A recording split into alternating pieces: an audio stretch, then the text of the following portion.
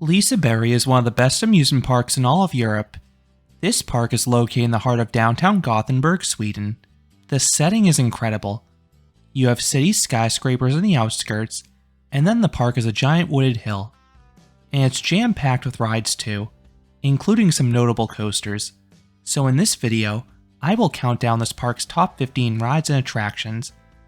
Number 15, Luna. This is the park's newest roller coaster, and it has a strong case as the world's best Vekoma family boomerang.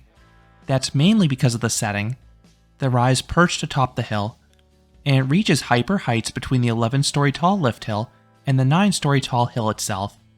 This results in some wonderful views during the initial lift hill and the maneuvers along the edge of the hill. Don't expect much in terms of forces, but this ride is very smooth, and the backwards bit adds a dynamic you don't typically get in a family coaster. Number 14, Mechanica. This is a Zero star shape. While the ride looks downright insane off-ride, this one runs a fairly mild program. It comes close to giving airtime at its max speed, but it's a smidge too slow to do so. Then the gondolas are capable of rocking. While it appears possible to get a flip, I've never gotten one. The gondolas would just rock semi-violently for me at the bottom. The visuals are cool at least, especially midway through the ride when the arm stops nearly 100 feet or 30 meters in the air and spins around. Number 13, Liseberg Schulet. Speaking of visuals, this is a 200-foot or 60-meter tall Ferris wheel atop the hill. This is a fancier observation wheel you typically see near touristy areas with enclosed gondolas, and the views are spectacular. You can see the city all around you, or more impressively if you're an amusement park nerd like me, you can see all of the park's rides beneath you cycling about. Helix is particularly mesmerizing to see as it winds its way all over the terrain. Number 12, Colorado. This is an Intamin River Rapids ride with a fun course. Like many European rapids rides, this one has a bazillion rafts on the course at once, and they can pass each other at points. Then there are plenty of rapids. Most of them simply bob the boat, but there is one towards the start making a big splash. The way you primarily get wet in this ride from a series of evil sprayers that repeatedly squirt the rafts in the second half. But you get wet in a way which your shoes will stay dry, which I really appreciate. Number 11, Underlandit. This is a whimsical dark ride to a magical place. The ride feels a bit childish, hence why it's placed in a kids area, but it's technically a good ride.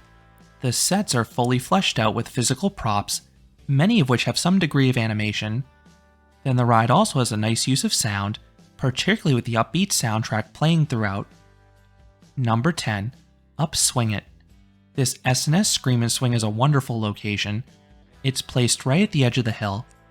One side swings towards the edge, getting a beautiful view before pulling up towards the sky. The other side will be staring over 10 stories towards the ground, which is pretty darn terrifying. And that's not all. When you head back towards the hill, you may also get some close calls with Helix. Along with these sights, you also have solid and sustained floater airtime on the max swings. The only con with this ride is the short cycle that plagues all installations of this model. Number 9, Gaston Ghost Hotel. This year-round haunt is long and has excellent set pieces. You walk through these fully fleshed out and busy scenes, all of which are themed towards a hotel. There are some surprise effects like unstable floors and objects that tap you, plus plenty of scare actors. They interact with guests, and some are very well timed. This is better than most of the haunts at Halloween Horror Nights. Number 8, Flume Ride. This aerodynamics log flume is yet another ride utilizing the hill to its advantage. This ride begins with 2 very long lift hills up the hill, and you get some good visuals along the way too. On one side, you have the dense vegetation. The other side is Liseberg Banan running by, plus an open view looking down at the park. But the highlight is the finale. Most parks set up flumes with a small drop at the start, and a big drop at the end. This one instead has 2 large drops back to back at the very end. Neither gave airtime, but both build up great speed. Unfortunately, this ride is slated for removal at the end of 2023, and will most certainly be missed. Number 7, Aerospin. This Gerstlauer Sky Roller would have placed higher, but was recently toned down. The ride was heavily modified. It's now harder to get the initial flip, and the vehicles rotate at a much slower speed once you do get them flipping. That being said, you can still get over a dozen flips if you're methodical and throw your weight into it. And the views from the tower are spectacular, especially if you're inverting simultaneously, as this is yet another ride placed atop Liseberry Hill. Number 6. Atmosphere. This intimate drop tower was previously an observation tower, but was converted to one of the world's tallest drop towers a decade ago. This ride gives you a bird's eye view of the park and city from nearly 47 stories in the air. That's because the tower itself is a whopping 38 stories tall, and that's another ride placed atop the hill. The view of Gothenburg and the park is stunning. Then the drop is quite good too.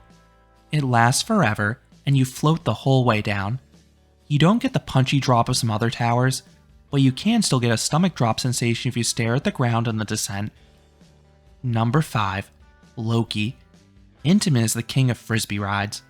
First off, you have these super open overhead lap bars. These make it easier to experience the ride's airtime, and there's plenty of it. This ride has less filler and more max swings than other giant frisbees, and each of those max swings offers several seconds of glorious floater airtime. Then the down swings hit you with positive G's to juxtapose those negative G's beautifully. Number 4. Liseberg Banan. This was reportedly Schwarzkopf's favorite coaster. Designed by Anton himself and built by Zier, this is a neat coaster. It is super scenic.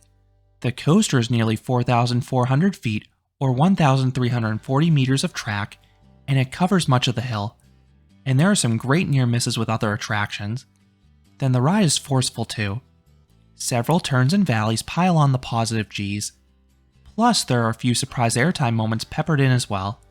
And even after decades of operation, this ride is still remarkably smooth. Number 3. Valkyria. This Balger Mabillard dive coaster is one of the best out there. The pacing is fantastic for the model, as the elements stay closer to the ground and you have no mid-course brake run. But you of course start with a signature vertical drop. The holding brake builds anticipation, and the plunge offers nice and sustained floater airtime. Then there are 3 good inversions. The Immelmann has solid positive G's, the 0G roll pulls you through it, offering good laterals.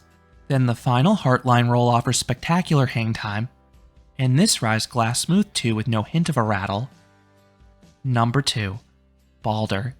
This Intamin prefab is repetitive, almost to a fault. It's a triple out and back coaster stacked on top of itself. You have an airtime hill or two, followed by a turnaround. Unfortunately, those turnarounds are rather tame, but the camelbacks and bunny hills all deliver. Each offers sustained or semi-sustained ejector airtime. The individual moments may not be as strong as the best hills in El Toro or Colossus, but few rides offer a larger quantity of ejector airtime than Balder. And this ride's about as smooth as a wood coaster can be because it was recently retracked. And coming in at number 1 is Helix. This mock multi-launch coaster is a dreamy location. It's yet another coaster winding its way over the hill. You alternate between whizzing past trees, narrowly avoiding other rides, and having these large elements staring at the city. Then the elements are excellent too. You have some genuinely strong airtime hills, including a camelback towards the end that's better than any single hill on Balder. Then there are 7 inversions, and they all deliver. Most get you out of your seat in some capacity. The super slow corkscrew at the start and the inline twist at the end offer incredible hang time. The 0G rolls toss your body about. And the pretzel loop offers strong positive G's to contrast everything else this coaster does. The only con with this ride, and it's ironic to say this about a multi-launch coaster, is that the LSM launches are very weak. They have no punch to them. They merely get you up to speed, but I can look past that because they're over in a flash, and the ride does everything else so well. So those are the top 15 rides and attractions at Liseberg. What are your favorite rides at the Swedish park, or thoughts on any of the ones I mentioned? Let me know down in the comments.